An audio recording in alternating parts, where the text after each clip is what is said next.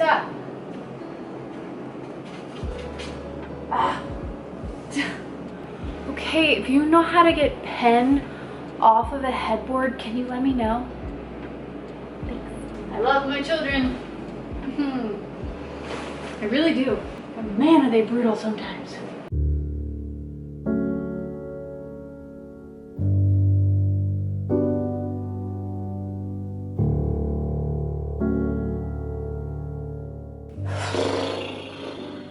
I'm also not gonna do my hair today. Mama's got a precious energy tank these days. And I feel like I can pull off that artsy mom vibe. Maybe not, maybe, but maybe not. We're just gonna go with it. I'm gonna protect my energy, spend it on something else, okay? Welcome back to my channel, you guys. Hope you're doing well. I genuinely mean that. I have some things to do today. I have some fun winter activities with my boys. Fun slash trying to get through the winter. That's the honest truth. I want to make some healthy banana chocolate chip muffins. I have some Q&A to answer that you guys asked me, and I have some vulnerable things to share. And you know, I came to YouTube because I said I have a story to tell, and I know I'm not the only one, and I just want to share that with you to, one, encourage you, and to say that you're not alone. Everyone has their own battles, and we'll get to that part. I'm not going to get emotional yet. We'll get to that part. But I hope you're doing well. Thanks for being here. Make sure you like the video because it really supports me and my channel, and it's just, I appreciate it so much. So, procrastinating a little bit. I'm really good at that. I'm gonna get up and go start the day. Okay.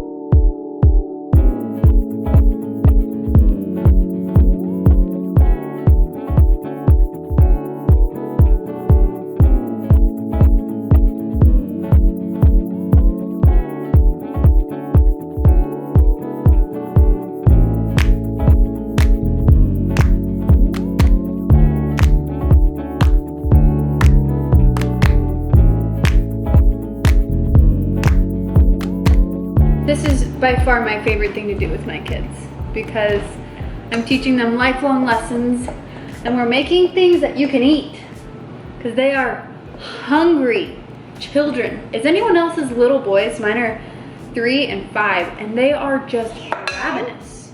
And I know they're growing. Totally get that. What? But I'm like, is this normal? Let me try that stuff. So the recipe, oh, you're not gonna like that. Do you like it? The recipe I'm using is from Fallon Day's, like, Heal Your Metabolism cookbook. And it's just nutrient dense and delicious, and they love these banana bread muffins. Don't you love these? Yeah, it's gonna be yummy. It's gonna be yummy? I'm glad you think so.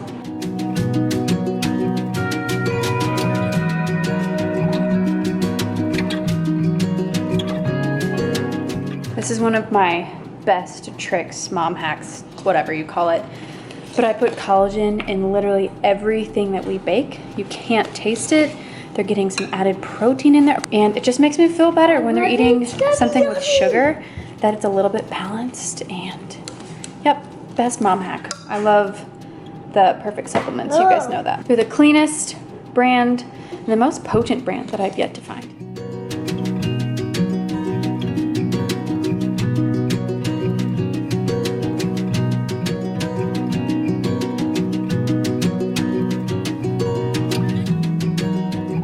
I feel bad for admitting this, but I have not written all of my Christmas thank yous yet. So I'm gonna blend Valentine's Day with the Valentine's Day cards, homemade, with my thank you notes. And you know, I need to be better at writing notes because it's the most beautiful thing to receive a handwritten letter. Like that, we cannot let that be lost. That needs to be brought back. I know so many people who would be so touched, so happy, have a huge smile on their face, simply for receiving a letter. So I'm gonna do that. I'm gonna add pink and purple and red because they're just happy colors. Whenever we're doing crafts, this is turning into like a mom hack video, but that's not its intention. When we do crafts or we're sitting at this table, I always light candles and I put on calming or romantic music. It just allows them to be more focused. They enjoy it more. They sit longer. I'm not really sure why, but maybe because they think it's beautiful. I don't know. But lighting candles, it's just a hack I use to get them to focus longer. It's also just more inviting, isn't it? Okay.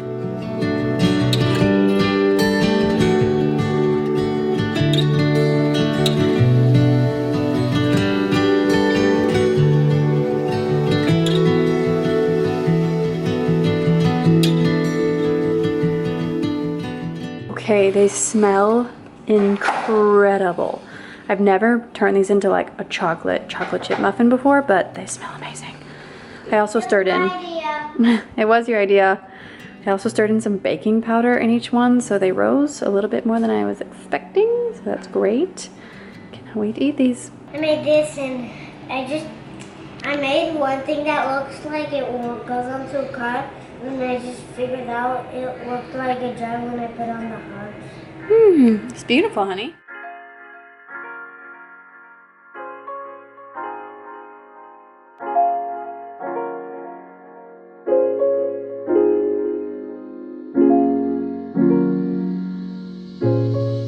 Alright, Tay came home and I get to go to cranial sacral tonight for the first time in months. I just haven't been able to go and I'm very excited. If you don't know what cranial sacral is, I'm gonna mess up the verbiage, but it's essentially a therapist rubbing, moving, maneuvering your body in ways that release trapped energy and trapped emotions. And again, I think I probably botched that, but the way I feel when I leave this place and what it like brings up during the appointment is literally insane and something that I definitely need right now, because this last 6, 7, 8, 9 months of life have been really challenging for me, for our kids, for Tate. You know, I was just telling somebody the other day that I'm in a season of waiting.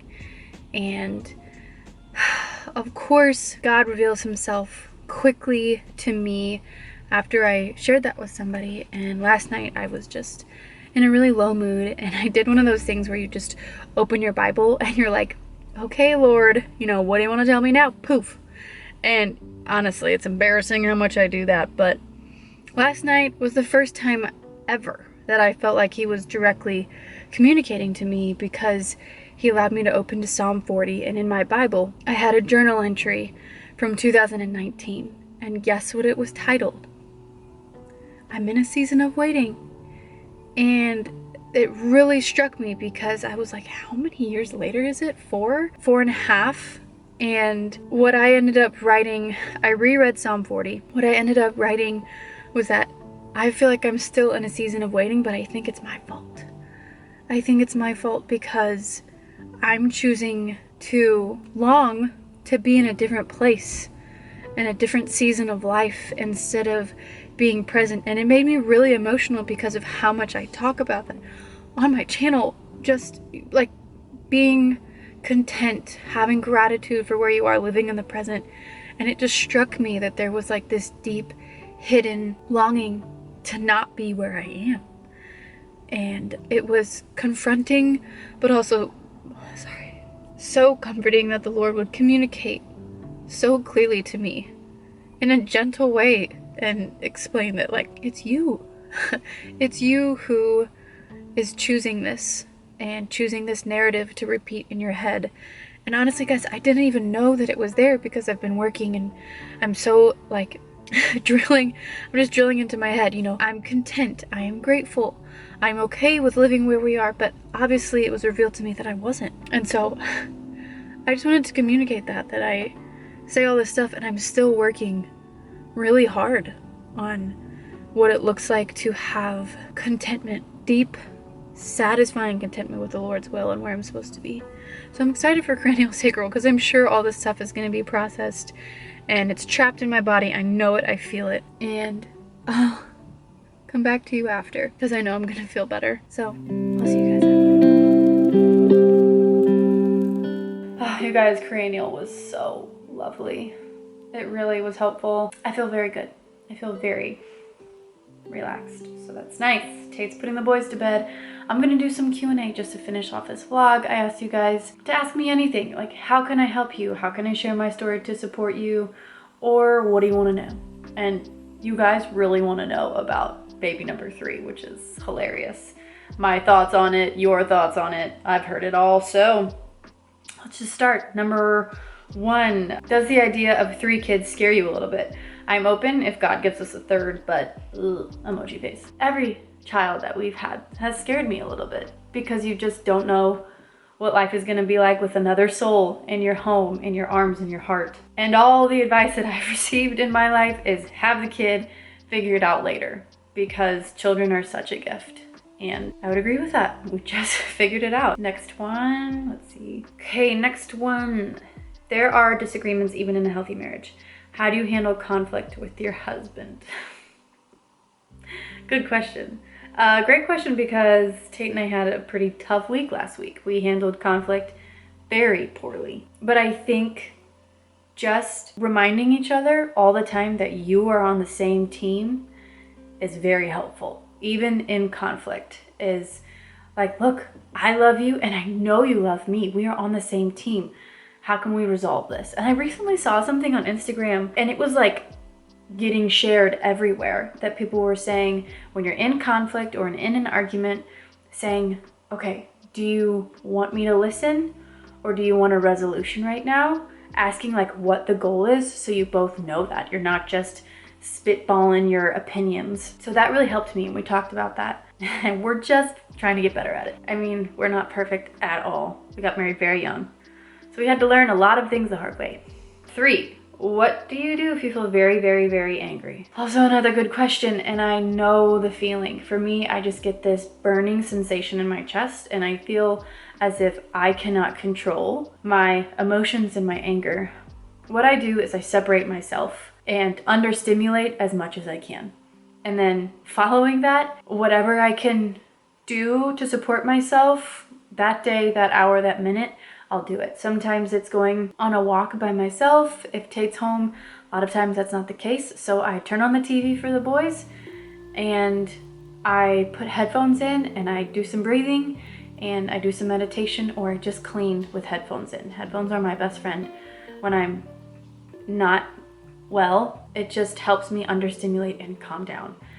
And I had another question about how do you handle mom guilt when using screens during sickness, mental health, and an exhaustion spell? I say I turn on the TV when I was angry because I do use the TV as support for me. I'm a stay-at-home working mom and I film, so I need things to be quiet. We also live in a 2-bedroom apartment, so things are really tight. So we're kind of always just together. And sometimes we do need that space, and I use the TV for that.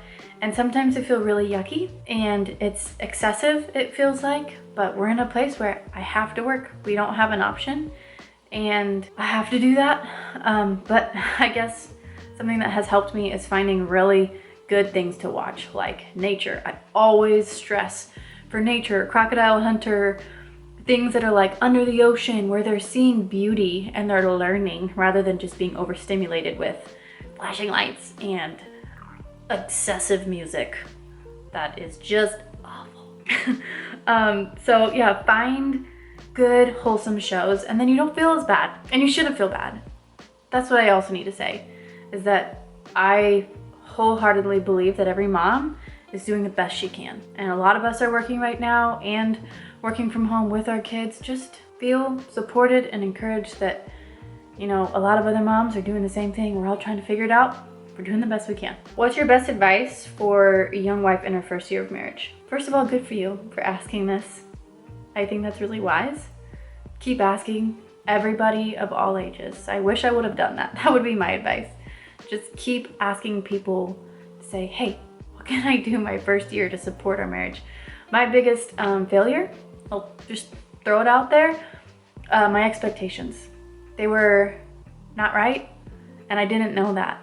And it caused a lot of hostility, resentment, confusion, anger, and arguments, because I was like, this isn't what I thought it was supposed to be. And newsflash, marriage isn't. It's so beautiful and wholesome when you learn to surrender and to work together as a team, and that it's not about you. I had to learn that the hard way. Once again, a lot of these lessons are learned the hard way, so I hope that my failures can help you. Baby number 3, question mark. How do you know if you're ready for the next baby? How do you know if you're ready for baby number 3? When's baby number 3 coming? You guys are really funny. You know, the thing is I don't think we'll ever be ready, but baby number 3 is really in our thoughts right now. So I'll share more about that soon. And if you stayed this long in the video, what are you reading? All right, last one. I am reading, if I'm not Sudokuing, which my sisters, again, I say this all the time in my videos, they are my truth tellers, and one of them made fun of me for doing Sudoku, but I have no shame. This thing, like, I do this right before I fall asleep. It literally puts me to sleep, and I also, you know, like, win a game, so it's a great feeling. I am reading a kind of a blend of books. I'm not good at reading self-help books, like, quickly. I have to do 1 page, 2 pages at a time. I'm reading Why Children Matter by Douglas Wilson. It's good for the hard days. That's when I picked this one up. And An Unhurried Life. I've already read this, but I just constantly reread a page, 2 pages, because I want this reminder to be prominent in the front of my brain all the time. And I feel like that's the key for living a simple life. You have to ingest things that support that lifestyle, because nothing around us is slow, is unhurried, is simplified. So it's kind of walking the other way, and this really helps. It's a wonderful, wonderful read. So that's what I'm reading. That's the end of my Q&A, and I'm really tired, and I'm excited for bed. So I'm gonna do some Sudoku, and thank you for watching so much. I really appreciate you guys. So I'll see you very soon. Bye. I found somebody, I say you don't cross my mind.